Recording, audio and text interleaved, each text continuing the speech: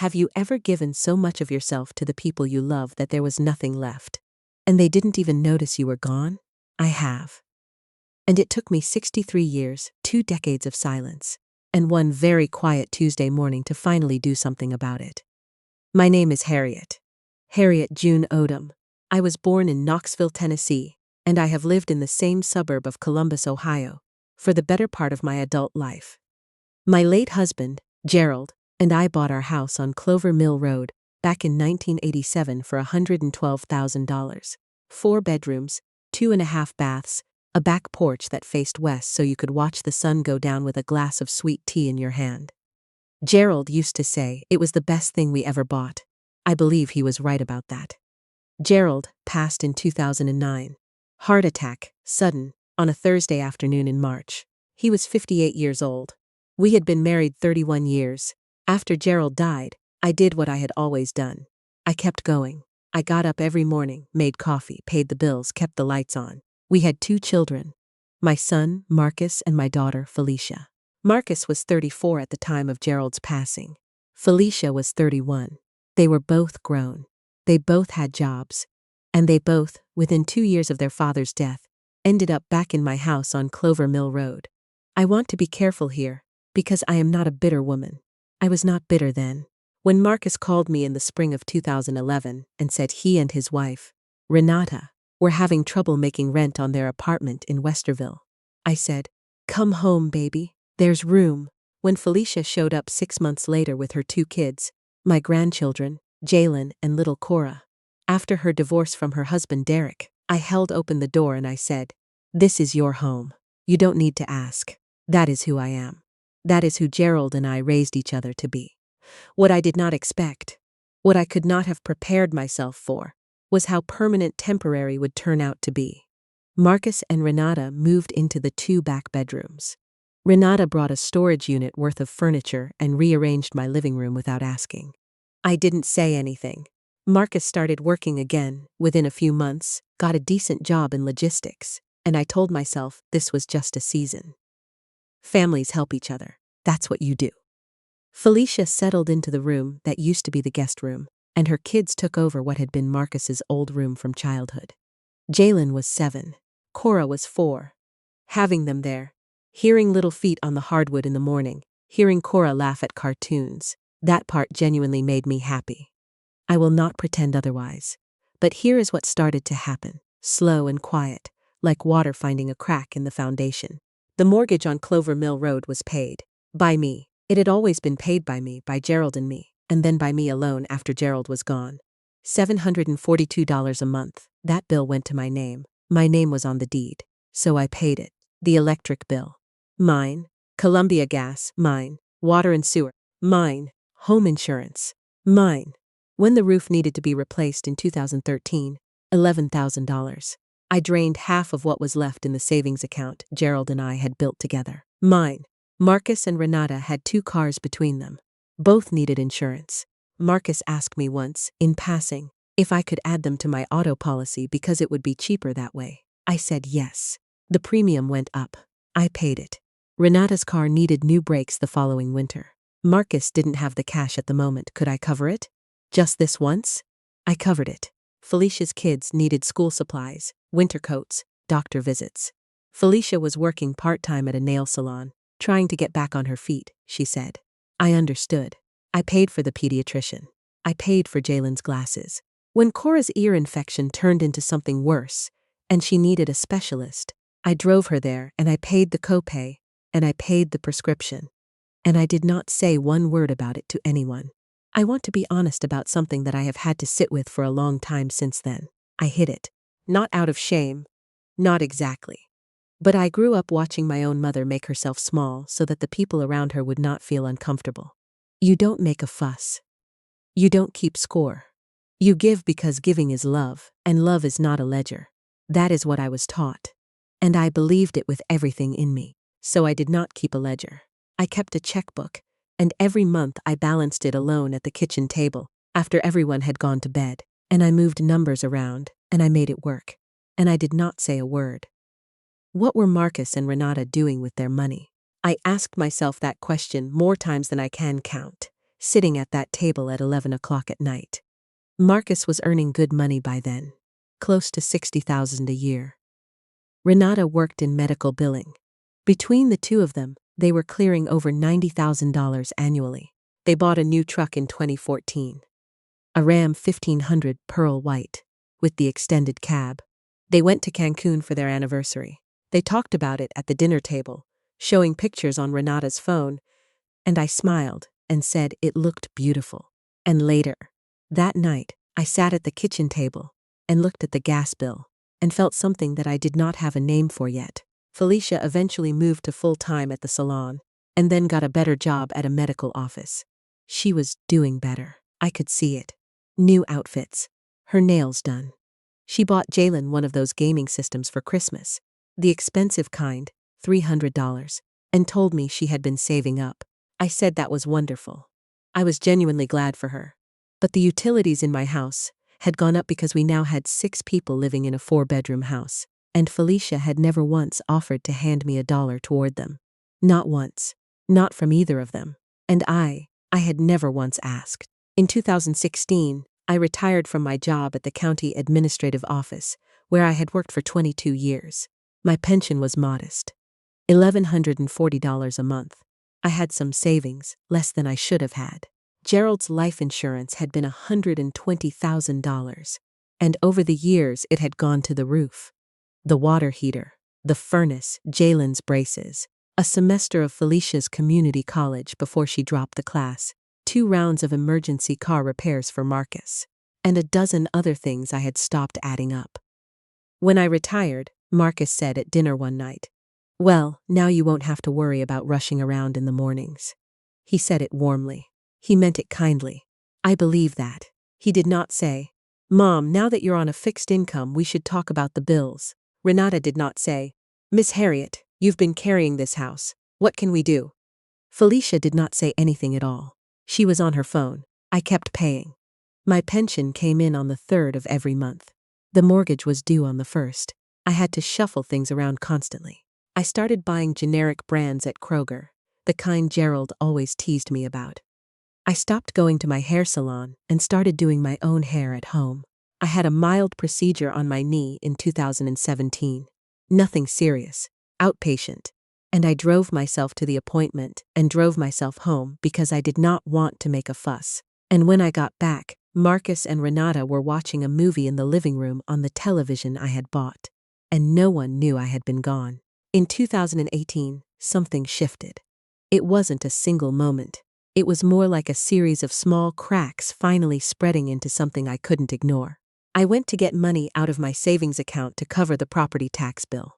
$2,200, due twice a year, and I sat in the parking lot of the Fifth Third Bank on Broad Street and stared at the ATM receipt and realized I had $4,300 left in that account.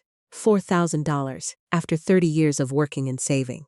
I sat in that car for a long time. I drove home. I made dinner. Marcus said it smelled great. Renata asked if I had used a different seasoning because the chicken tasted different. Cora wanted seconds. I smiled and I served everyone, and then I sat down and I ate my own plate and I did not say a word. But something had broken open inside me that afternoon, and I could feel it. I started, for the first time in years, to write it down. Not to show anyone, just for myself. Every bill I paid, every month.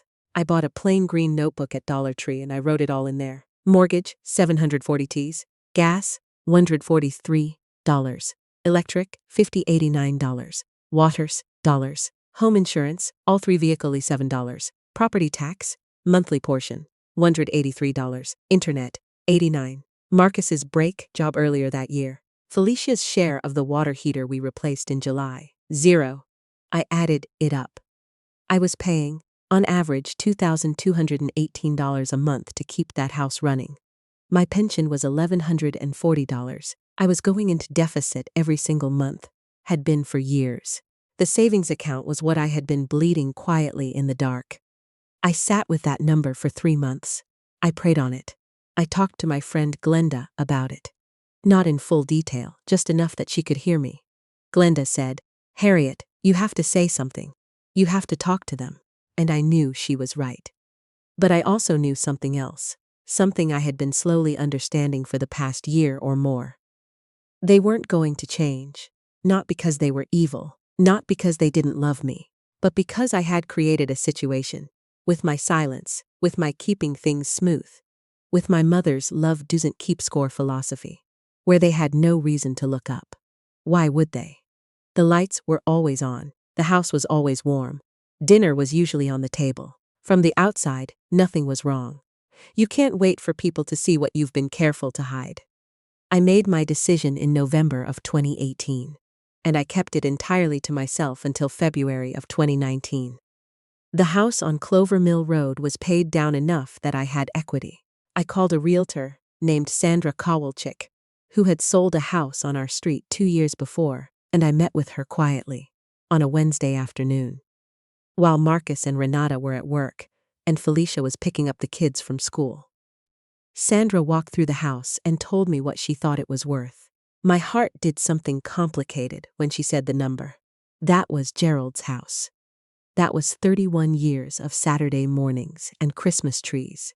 And the dent in the kitchen door frame where Marcus had driven his bicycle inside when he was 8 years old. But it was also the thing that was sinking me. I found a senior living apartment complex in Worthington. Not a nursing home. Not that kind.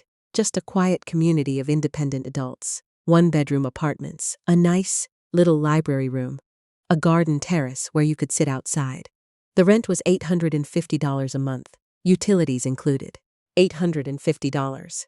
For the first time in years, that number fit inside what I actually had.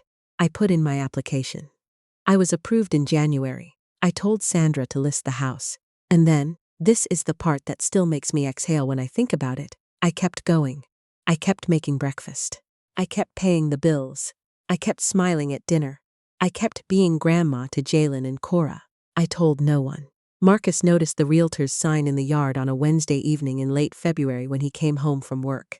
He walked in and said, "Mom, there's a for sale sign out front. Did you know about that?" I said, "I put it there." He looked at me like I had said something in another language. Renata came in from the kitchen. Felicia came downstairs. Marcus said, "What do you mean you put it there?" I said, "I'm selling the house. I've already applied for an apartment in Worthington and I've been approved. The move-in date is March 15th. The room went very quiet. Then everyone started talking at once. Marcus said I could have talked to them, that this was a family decision. I said calmly that it was my house and therefore my decision. He said that wasn't the point. I asked him what the point was, and he didn't have a quick answer to that.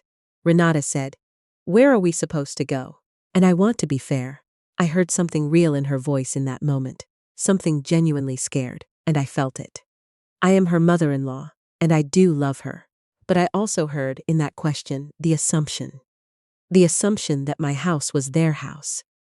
The assumption that had been sitting in my kitchen for 8 years eating my pension. I said, "You and Marcus earn over $90,000 a year together. You'll find something." Felicia started crying. She said she couldn't afford to go back to renting. I said, "Felicia, baby, you've been working full-time for 3 years. You've been saving. You told me so yourself." She said it wasn't enough. I asked her how much she had saved. She couldn't tell me a number. I already knew. Marcus laughed, a short, disbelieving laugh. Not a mean laugh. More like the laugh you let out when something doesn't make sense to you yet. He said, "Mom, this is your home. Why would you leave?" He said it like I was the one doing something irrational.